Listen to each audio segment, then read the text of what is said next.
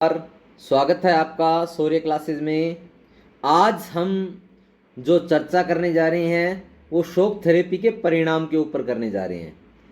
तो पिछली वीडियो में हमने पढ़ लिया था शॉक थेरेपी किसे कहते हैं, शॉक थेरेपी की क्या क्या विशेषताएं थी, उनके बारे में हम लोगों ने चर्चा कर ली थी।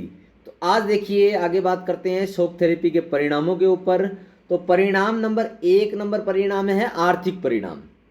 आर्थिक परिणाम का मतलब है अर्थव्यवस्था के ऊपर क्या प्रभाव पड़ा। तो हमें अच्छे से पता है जो सोवियत संघ था वो समाजवादी मॉडल पर आधारित था।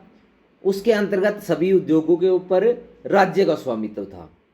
तो अब क्या हुआ, शॉक थेरेपी के अंतर्गत जब साम्यवादी व्यवस्था को पूंजीवादी व्यवस्था में बदला गया तो उसके अंतर्गत क्या हुआ है, जो राज्य के नियंत्रण में उद्योग थे उनको बड़े सस्ते दामों में निजी कंपनियों को बेचा गया और उसी को विश्व की सबसे बड़ी गैराज सेल कहते हैं। आप लोगों से प्रश्न पूछ सकता है विश्व की सबसे बड़ी गैराज सेल किसे कहते हैं। तो शॉक थेरेपी के अंतर्गत जो साम्यवादी व्यवस्था में उद्योग थे जिनके ऊपर राज्य का नियंत्रण था उनको बहुत कम कीमतों पर निजी कंपनियों को बेचना क्या कहलाता है, विश्व की सबसे बड़ी गैराज सेल कहलाता है। आगे बात करें दूसरी नंबर आर्थिक परिणाम की, क्या राज्य की संपत्ति का क्या किया गया, निजीकरण किया गया। यानी कि राज्य के अंदर जितनी भी संपत्तियां थी उनको निजी हाथों में बेच दिया गया। क्या कर दिया गया, बेच दिया गया, यानी कि जो सरकारी कंपनियां थी उसको निजी हाथों में सौंप दिया गया। तीसरा नंबर परिणाम था इसका, क्या मुक्त व्यापार और मुक्त बाजार व्यवस्था लागू की गई। मुक्त बाजार और मुक्त व्यापार व्यवस्था क्या किया गया, लागू किया गया कि कोई भी व्यापार है वो सोवियत संघ के देशों में कर सकता है और कोई भी जो मार्केट के अंदर अपना सामान बेच सकता है। फिर अगला चौथी नंबर विशेषता है आर्थिक विशेषता में, कई सरकारी उद्योग क्या हो गए, बंद हो गए, क्योंकि उनको निजी हाथों में सौंप दिया था। इस कारण वो उद्योग क्या हो गए, बंद हो गए। तो यहाँ पर क्या बढ़ने लगी, बेरोजगारी बढ़ने लगी। क्या बढ़ने लगी, बेरोजगारी। अब क्या हुआ, जब साम्यवादी व्यवस्था को पूंजीवादी व्यवस्था में बदला गया तो क्या हुआ, बहुत सारी चीजें महंगी हुई। बहुत सारी चीजें क्या हुई, महंगी, जिसके कारण क्या हुआ, गरीबी बढ़ी। क्या बढ़ी, गरीबी। तो महंगाई और गरीबी में क्या हुई, वृद्धि हुई। फिर छठा नंबर परिणाम है विदेशी निवेश बढ़ा। यानी विदेश से कंपनियां आई, बहुराष्ट्रीय कंपनियां आई, उन्होंने सोवियत संघ के अंदर जो है निवेश किया, यानी कि जो कंपनियां थी उनको खरीदा, ठीक है, और नए नए उद्योग स्थापित किए। लेकिन आर्थिक असमानता बढ़ गई। कैसे, क्योंकि बहुत सारी जो कंपनियों का निजीकरण किया गया वो चंद लोगों के हाथों में आ गई, चंद लोगों ने उनको खरीद लिया, जिसके कारण क्या हुआ, अमीर और अमीर होते गए और गरीब होते गए। फिर सातवें नंबर विशेषता, कुछ लोगों को अत्यधिक आर्थिक लाभ हुआ। जो बड़ी बड़ी कंपनियां थी उनको क्या हुआ, बहुत ज़्यादा लाभ, जबकि अधिकांश लोगों की आर्थिक स्थिति क्या हो गई, खराब हो गई। क्या होगी, खराब, क्योंकि उनके पास में कोई निजी स्वामित्व वाली भूमि तो थी नहीं। कैसी भूमि थी, सरकारी भूमि थी। अगले परिणाम की बात करें शॉक थेरेपी के, तो सामाजिक परिणाम। सामाजिक परिणाम में क्या हुआ, लोगों का जो जीवन स्तर था जो पहले अच्छा था वो कई क्षेत्रों में गिर गया।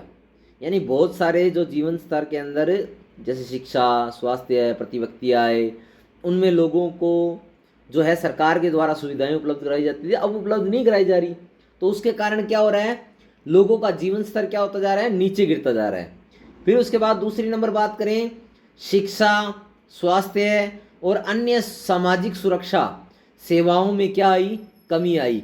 क्योंकि शिक्षा, स्वास्थ्य और अन्य जो सामाजिक सेवाएं थी वो पहले उपलब्ध करवाने का कार्य है वो राज्य करता था, लेकिन अब कोई क्या करने लगे, कोई निजी कंपनियां करने लगी।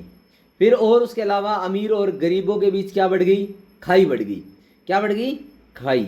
फिर अपराध होने लगे, क्योंकि बहुत सारे लोग गरीब होने लगे प्लस बेरोजगार होने लगे। बेरोजगारी के कारण क्या है, वहाँ अपराध फैल गया। क्या फैल गया, अपराध। और उसके अलावा भ्रष्टाचार फैल गया और बहुत सारे क्या शुरू हुए, वहाँ पर सामाजिक आंदोलन हुए। फिर अगला नंबर, पांचवा नंबर, लोगों को रोजगार और आजीविका की समस्याओं का क्या करना पड़ा, सामना करना पड़ा। यानी लोगों के पास में ना रोजगार है, ना ही उनका जीवन यापन हो पा रहा है, तो उन समस्याओं का क्या करना पड़ा, इनको सामना करना पड़ा। तो ये थे सामाजिक परिणाम। आगे बात करें राजनीतिक परिणाम की। किसकी बात करते हैं? राजनीतिक परिणाम की। तो देखो क्या हुआ, साम्यवादी शासन समाप्त हो गया और उसकी जगह पर क्या हो गया, लोकतांत्रिक व्यवस्था को क्या किया गया, कायम किया गया। यानी कि एक पार्टी के शासन को समाप्त कर दिया गया, बहुदलीय व्यवस्था को क्या किया गया, अपनाया गया। फिर अनेक देशों में क्या हुआ, बहुदलीय राजनीति व्यवस्था क्या की गई, अपनाई गई, जो कि अभी थोड़ी देर पहले मैंने आप लोगों को बताया। तीसरी नंबर विशेषता ये है कि सरकार का अर्थव्यवस्था पर नियंत्रण कम हुआ। पहले सरकार क्या करती थी, पूरी अर्थव्यवस्था के ऊपर नियंत्रण रखती थी, अर्थव्यवस्था सरकार के अनुसार ही चलती थी।